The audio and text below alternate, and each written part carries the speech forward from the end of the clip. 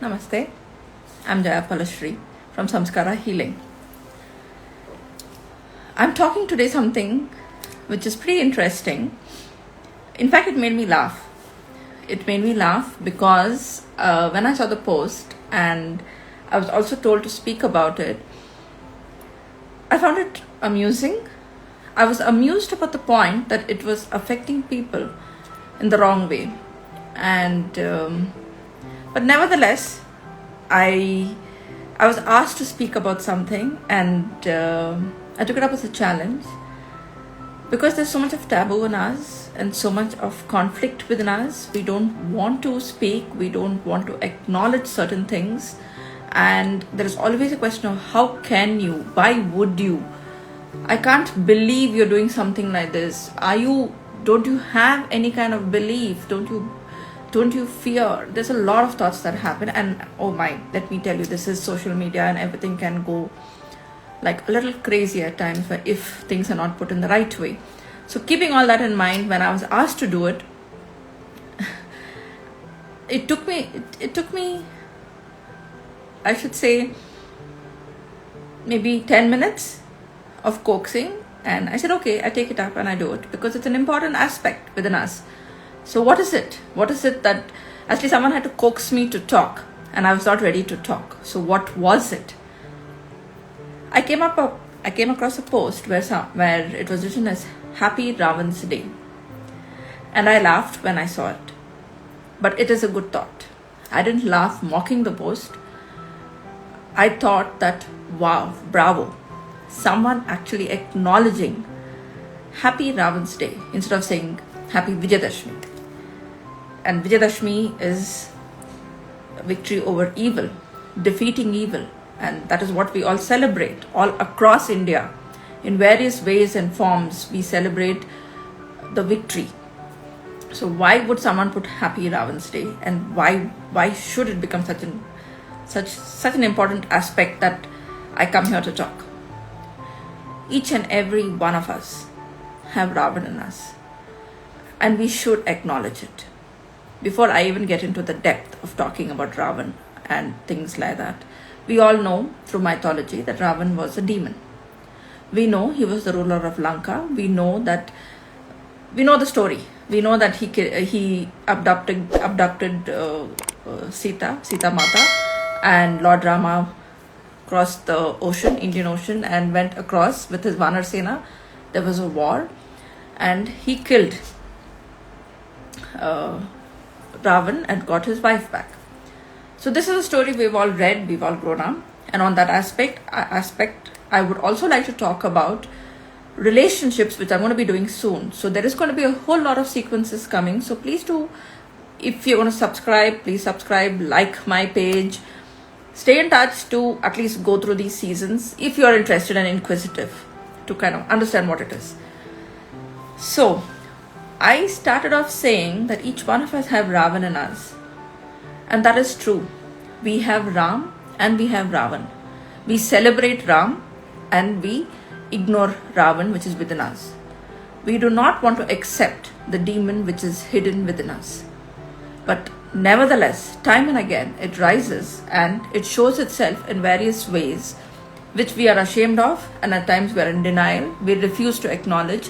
We refuse to put a name to it, or we don't want to be associated with it, but we want to pray to and show the good part of us, which is obviously associated with Lord Ram.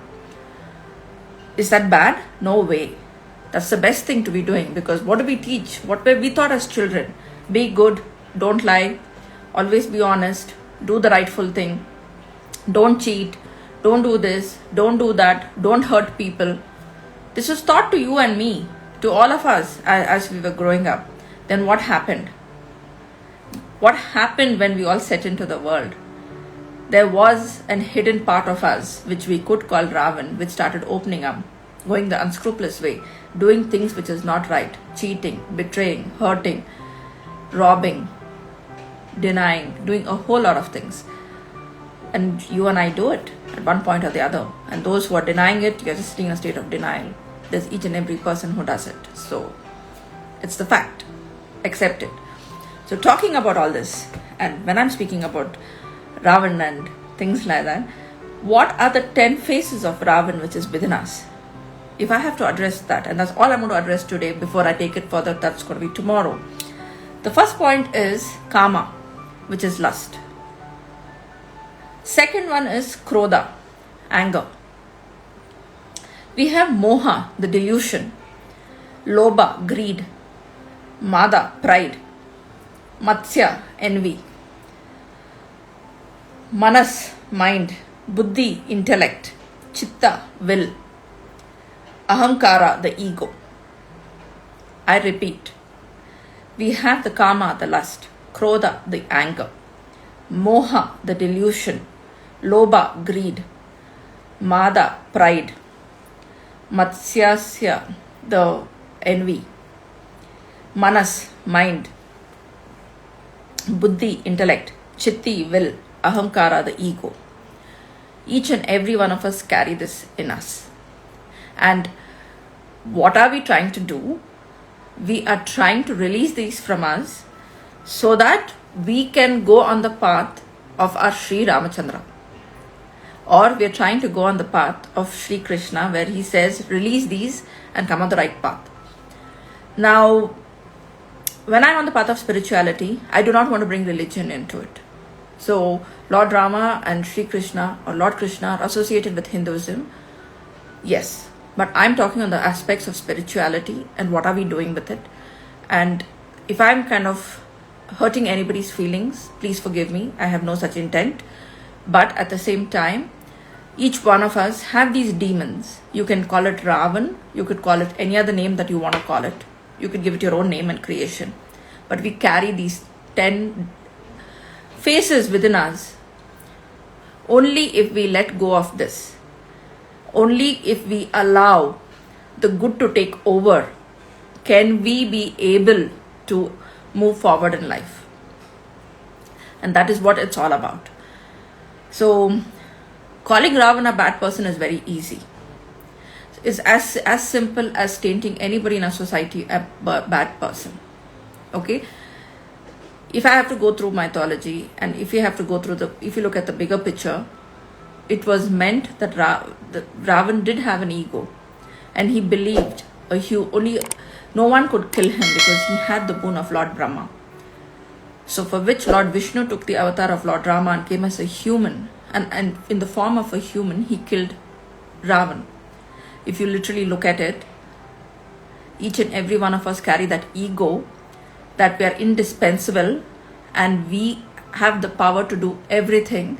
We fail to realize that there is a divine energy above us who can actually come and with a will, which is like an arrow, could actually destroy our ego, can actually bring us down to reality.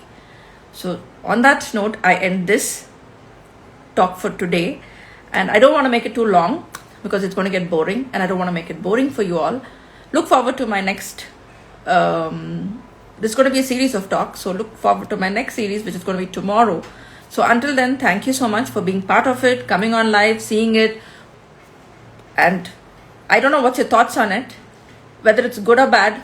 Post it, because it's going to encourage me to talk more. I don't have to defy, I don't have to justify. Each one have a respect to their own thoughts, and I'm just putting forth the thoughts on something which I was requested to talk on, and I want to get back feedback because it's going to encourage me to be going more deeper into this conversation as I'm doing more and more research before I come forward to talk. So thank you so much, and see you tomorrow. Thank you.